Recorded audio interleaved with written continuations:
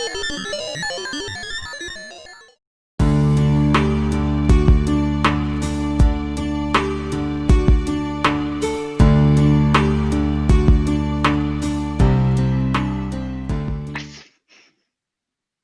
I'm Eileen Bill. I am with Hotel Talk, and I am really excited today to have on my show Diane Vich. And she is a registered nurse and holistic health coach who helps women explore their inner desires through mind, body, and soul connection. Through her own experience, healing herself with alternative therapies, Diane helps clients overcome trauma, chronic disease, and negative patterns that impact their health. So, hi, Diane, how are you? I'm doing great. Thank you for inviting me on the show. This is exciting.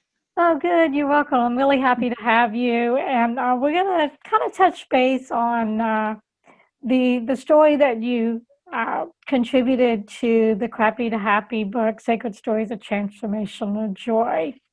And what I really like about your story is that I think many people, especially in today's day and age, can identify with the transformation that you went through and the ways that you have processed your journey and the path that you found yourself on. So that journey started because you had stress in your life that created a health crisis. So you took a journey with the alternative healing to discover the underlying cause. So I want to hear more about that. Absolutely. So the journey actually started when my kids were little. I was a busy mom of two kids, always stressed out, overwhelmed, this type A personality that had to do everything for myself, wouldn't ask for anyone's help. And at that point, my husband was traveling almost every week. He was basically a weekend husband. The kids were little. I was balancing master's education in nursing and working in the emergency room. And my body at that point had reached a point of stress that it just was stuck on overdrive.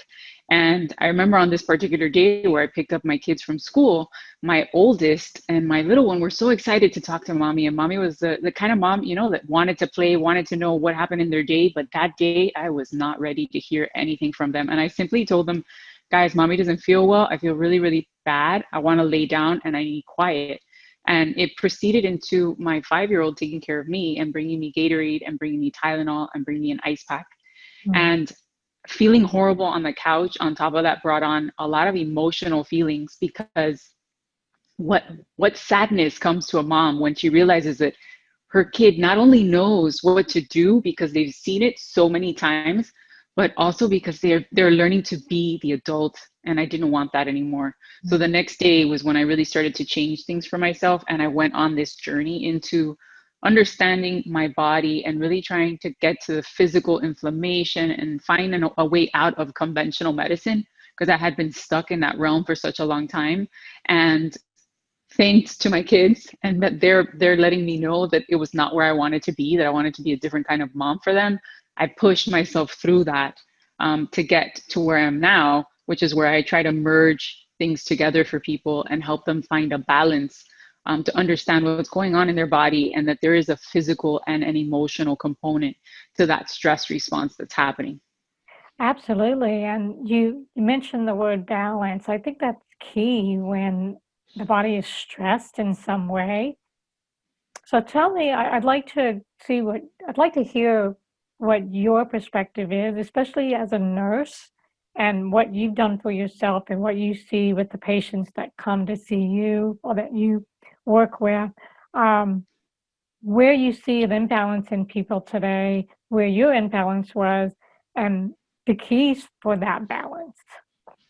Oh, absolutely. And I see the imbalance not only in adults, but I also see it in children, because I'm a pediatric nurse. So in the hospital, I have one role where I see the kids come in for different symptoms, and I realize that right now they're under so much stress that the only way that they can exhibit these symptoms is in their bodies showing something is coming up for them, but they are not really sure how to express what are they feeling and how can they de-stress themselves.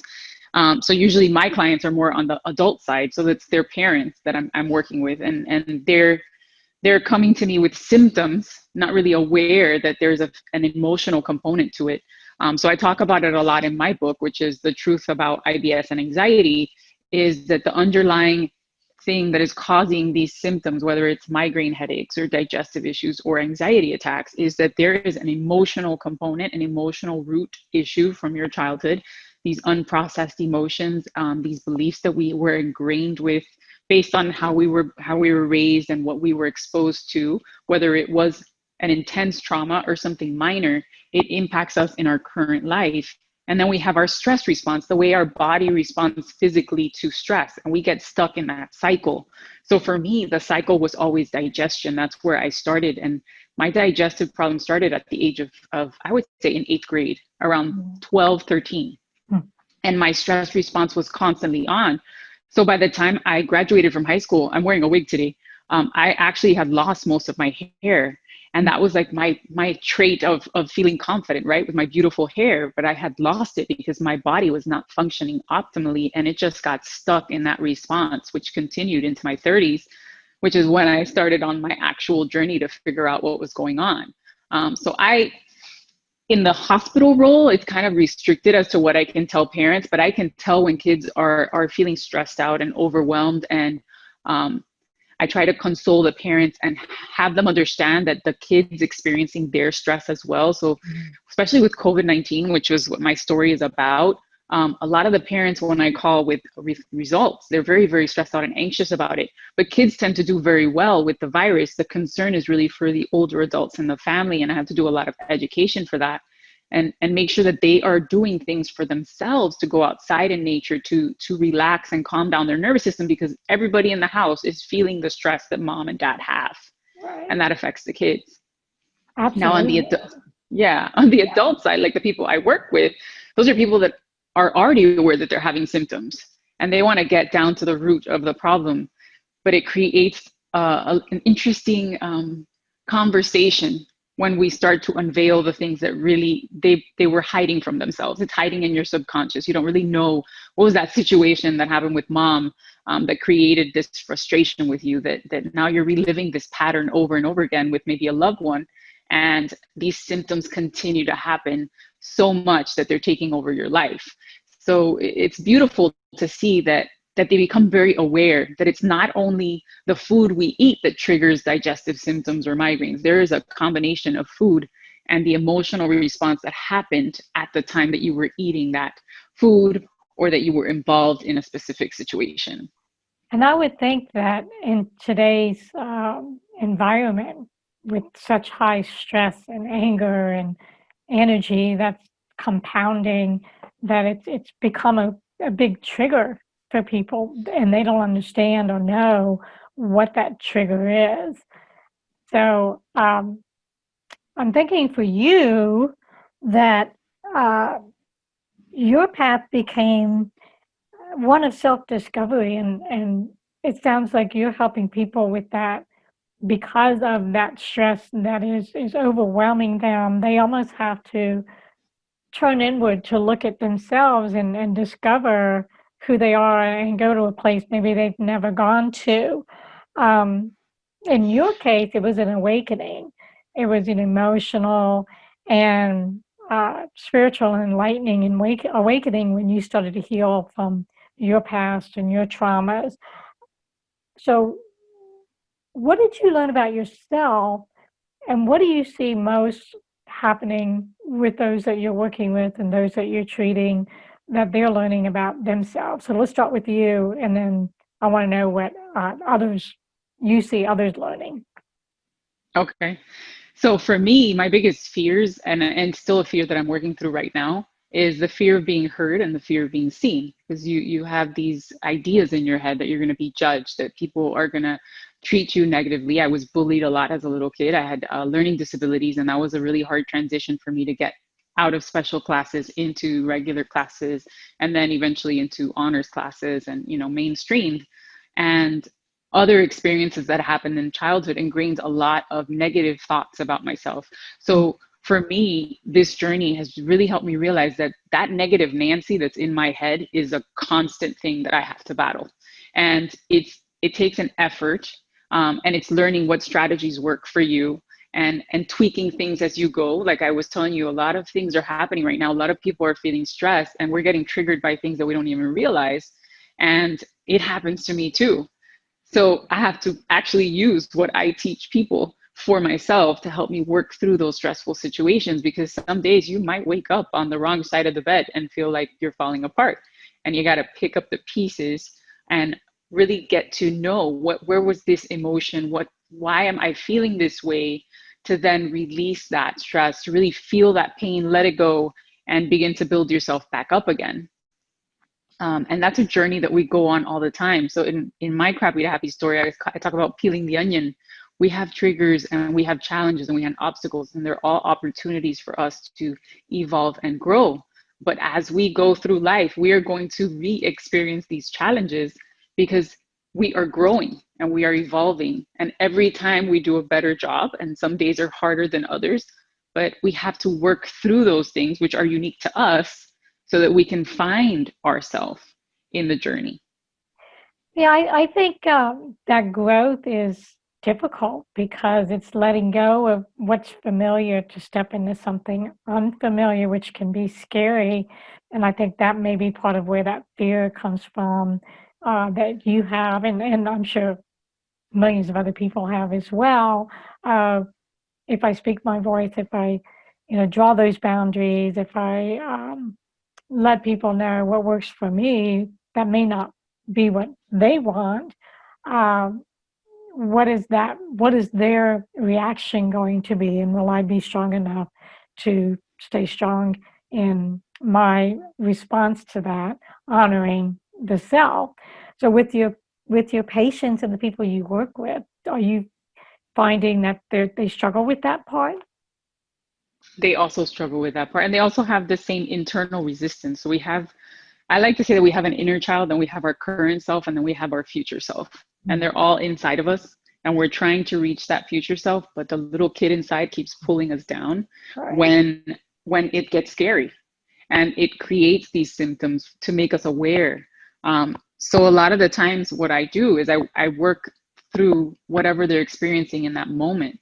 And some clients have made huge changes in their life, and they realize that they're not stuck in that symptom cycle, but now maybe a new symptom has reemerged, or a big challenge like the loss of a partner or a family member has come into play, and now they're back into that cycle where their body used to be stuck. And each week is different, and I work through reminding them, what are the strategies that worked for you before? Are you using your breathing? Sometimes it's as simple. They love to tell me that as soon as you pop into Facebook, into the group, I feel like you're there for me, like you're supporting me through and reminding me that I need to breathe, because we get in this cycle that we just stuck in our stress mode, and we forget the things that we need to do for ourselves to honor our self-love, to really connect with ourselves and let go of that stress. So it's really about supporting them through the process wherever they're at, and reminding them, what are the strategies that work for you? And maybe now it's time for us to tweak and figure out what else is going on, because maybe there's a multiple of emotions. Maybe it's not just one. And then unveiling little by little, and they start to evolve and see things about themselves, and find their own passions and dreams, and realize that they're here to help other people too. They've just been holding themselves back. Holding back, yes. Um, the thought that came to mind as you were talking about that is it's easy for someone outside to see where a person is and where they block themselves versus when the person is in it themselves. And that's probably why when they see you, it's like, okay, now I can I can relax because she's gonna see what I don't see and help guide me through that. And I'm sure you know from experience when it's practice, it's just repeatedly doing something over and over until it becomes a natural part of being and doing. And would you say that some people have a difficult time giving it enough time to become a new state of being or a new way of thinking, a new way of responding? Some people do have a hard time giving into and accepting that there is a combination of emotional and physical. That's where I was when I started. I was stuck in this mindset of conventional medicine, and the only way to treat the problem was to go get an injection over here and then go to this doctor and get a Percocet or some kind of painkiller, and not realizing that I was simply just covering everything up and not getting to the root. And until they're ready to make that step and make that decision for themselves, then I'm not able to help them. So I might get them a little bit of awareness, but until they're really ready to make that change for themselves, I can't change it for them. That decision comes from them.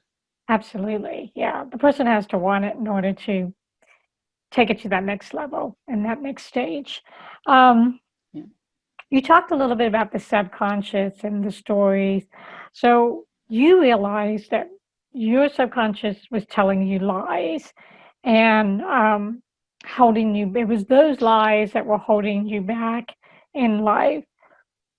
What did you do, if you can pinpoint like a specific thinking or a specific action that you took to shift your um, processing and your looking at life away from those lies into your personal truths? You know, what was real and not a false truth? Okay. What really created that awareness for me was going through hypnosis. So I had wanted to do it for a very long time. I knew I had trauma back there that I wanted to understand better, that I had created this block in my mind, and all that stress basically had stopped me from remembering anything from childhood completely. And I wanted to go back. So when I started to go back and begin to rewrite that story with my therapist, then I decided that is something that I'm missing in my coaching program, because I was missing that mindset key to really help people transform the way they were feeling, which is when I decided, okay, I'm going to become a hypnotist and learn how to do this too. And that's when things really started to shift, because I started to combine it not only with affirmations. I love affirmations. I think they're very powerful. I also use Ho'oponopono, which is I'm sorry, please forgive me, thank you, I love you. And I think a big part of it is self-forgiveness, because we've been holding on to these emotions for so long, and they're trapped inside our body, in our muscles, inside our organs, and they wreak havoc on our bodies because we're not letting them out. So I began to combine things in, and that's when I came up with the book. I came up with like a process of how to release these emotions, how to forgive yourself, and how to re-ingrain things in that subconscious to begin to transform. And it's always a process. So, you know, we might create a hypnosis this week that you're going to stick with for 21 days and see big changes. And now there's a new obstacle. So now there's something else to work on. There's a new affirmation. And I like switching it up for people and see how big the leaps are when they begin to work on that subconscious. Because people don't believe it, but some of the things that I would think in my head is, I'm not pretty, I'm not worthy, I'm not intelligent, I'm not good enough. And these were things that were ingrained from a little girl who had learning disabilities, who had some trauma when she was a little girl, that felt she wasn't pretty and wasn't worthy. And, it really placed a lot of obstacles in my way, and I had to push through them. And I think working on the subconscious was the secret, and shifting that mindset was essential, because our resistance definitely wants to stop us. And sometimes we got to hit rock bottom to really want that change. And I hit rock bottom plenty of times because I had a few health crises. I know when I was 20, I had surgery for reflux, and I thought that was the solution, and it actually made things worse. Wow. And then I ended up having 9 surgeries, and I was taking 13 prescriptions by the time I started my journey, and I was fed up with conventional medicine. But I had to hit rock bottom, because if I wouldn't have hit that, I wouldn't have realized that that wasn't where I wanted to be. Right. So it sounds like when you hit rock bottom and you started to bring yourself back up through a different pathway portal, we could say, um, I would think it was like a liberation. It was liberating. What did that feel like? What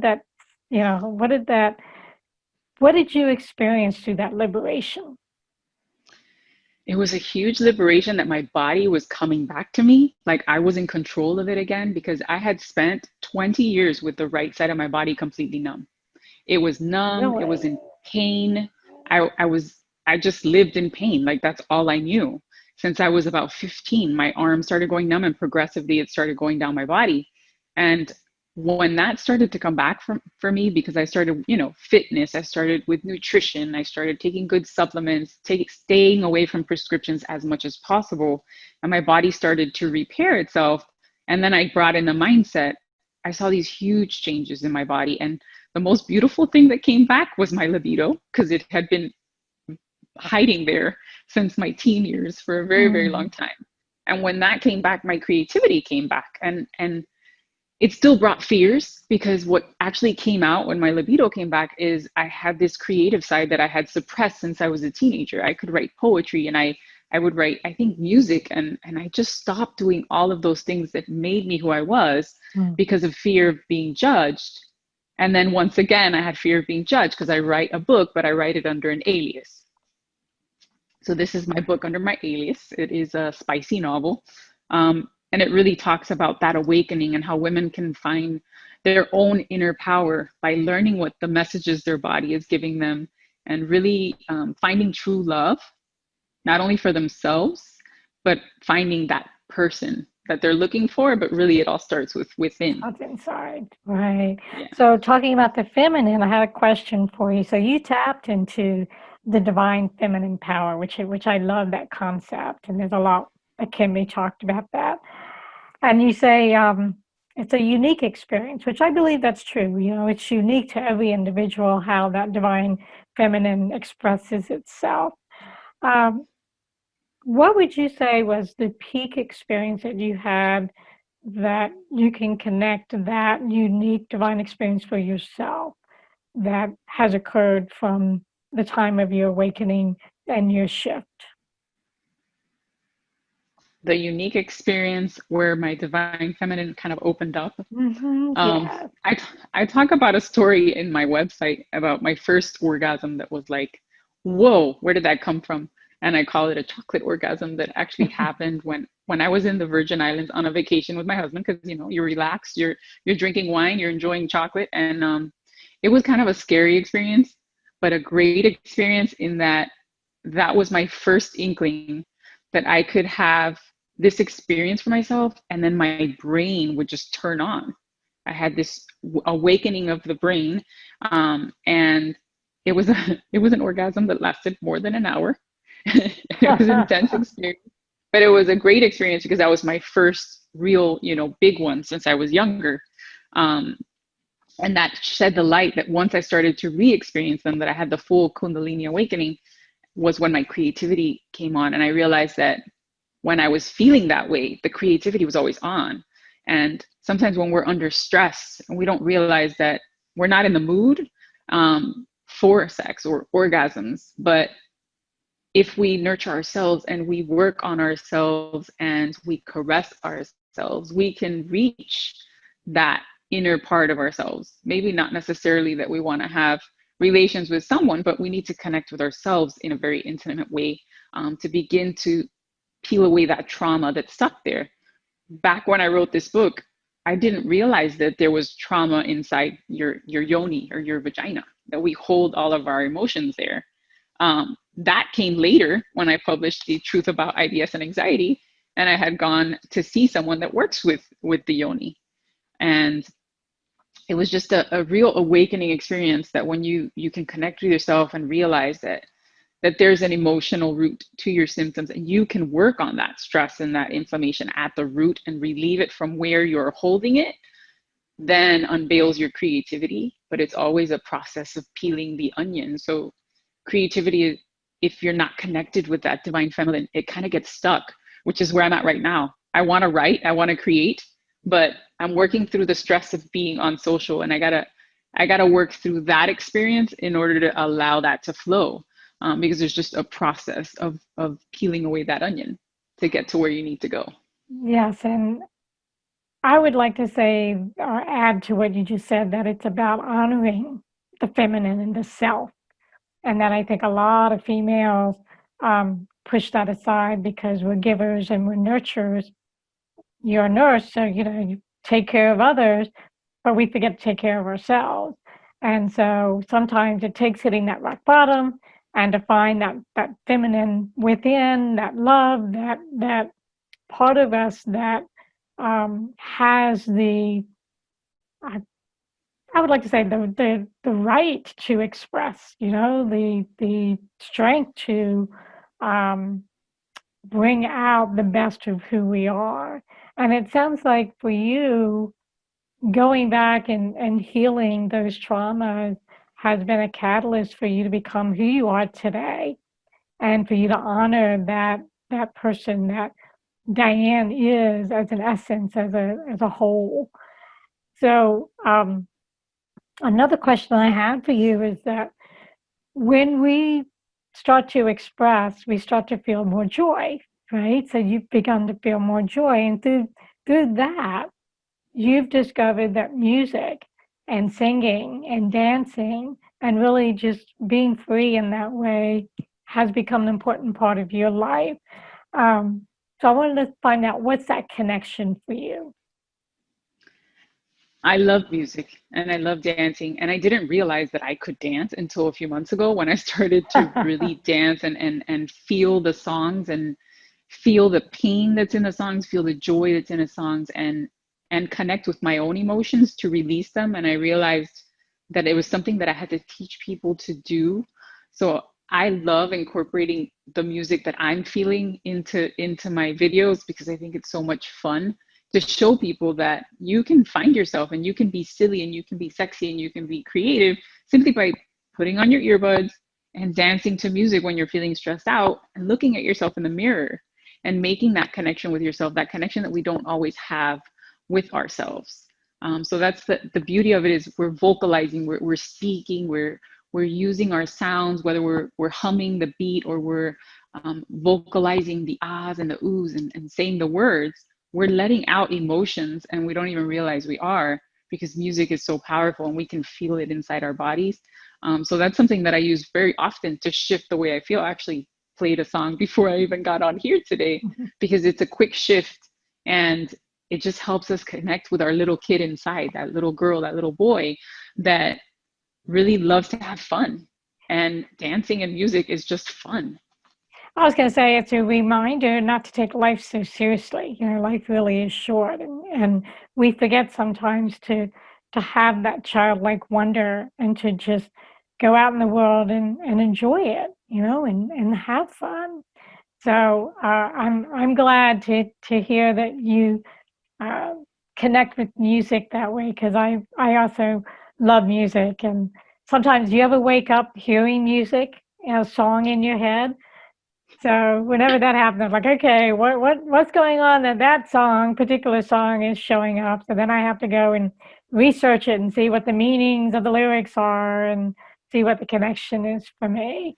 So I definitely understand where you're coming from with that.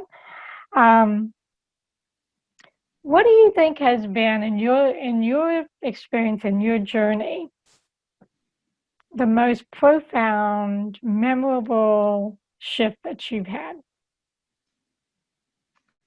The most profound shift, I would say, is forgiveness of the people that hurt me when I was a little girl. Mm. I think that was the biggest transition for me. And when that happened, when I had experienced that, I was actually in a retreat, um, and I was surprised that it happened. I didn't expect it, but tears came, a song came on, and all of a sudden I forgave that trauma that happened to me.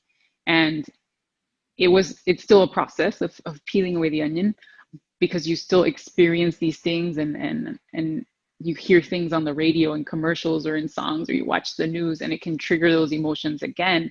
But that day when that happened, it was like a huge release for me. Like I had finally let go of a little piece of that deep stress on myself because I allowed forgiveness to happen. It doesn't mean that it was okay. It doesn't mean that it was acceptable in any way, but I was forgiving myself for allowing myself to hold on to all these negativities because of what happened to me when I was a little girl. It's like you let go of the attachment to it. So now you can observe it, but not have that emotional attachment. Yes. Yeah. So, is there anything else that you want to share before I ask you one last question? Sure. My favorite quote, which is I think it resonates so well with people that are kind of stuck in that conventional mindset, is your medical history doesn't have to be your fate. If you decide to change and advocate for yourself, you can find the way out. I love that. That's so true. So, to close out this interview, I wanted to ask you, based on your experience and the work that you do, um, what would be some words of wisdom to share with the audience or people watching this to help them, inspire them, to encourage people who may be stuck or who have had similar experiences for what you talked about? What's something that you'd like to leave them with? Okay. Well, I recently created on my new YouTube channel a hypnosis meditation that's for grief, but it's really about letting go. And I invite anyone to go check it out. It's Goddess Unleashed on YouTube. But if you don't even have that meditation, when you're feeling symptoms in your body, it's time to take 5 minutes or 10 minutes for yourself and go sit quietly outside and just breathe deeply. So the breath that I usually teach is the 5-5-5. So you inhale really deeply, you hold for about 5 seconds, and then you slowly exhale and do that several times. And then ask yourself, why am I feeling this way? Why is this symptom here? What's the message? And allow your gut instinct to tell you the answer and accept that it's true. Because a lot of the times we want to say, nah, that's a lie. I'm not going to listen to what's coming in my head. That's a crazy thing. But it'll actually tell you an emotion. Your mind will tell you, your mind will guide you exactly to what you need to know and what was the situation that actually triggered those symptoms. And that's where we start to heal, is when we re-experience these things and understand that what's happening in my body is a message and it's time to listen. That's beautiful. Thank you. So, let people know where they can find you on your website. Yes, so my website is Diane Vich, V like Victor, ICH. It sounds like a K, but it's an H when you spell it. And everything on social is the same. It's Diane Vich, and you can definitely message me on Messenger. Check me out on that YouTube channel is Goddess Unleashed, and my podcast is also Goddess Unleashed on Dream Vision 7. Sounds wonderful. Thank you, Diane. And we appreciate you sharing your story and your insights and your beautiful messages. And we will maybe do this again. So have a Thank good you. afternoon. You're It was a lot of welcome. fun. Okay, bye. Bye.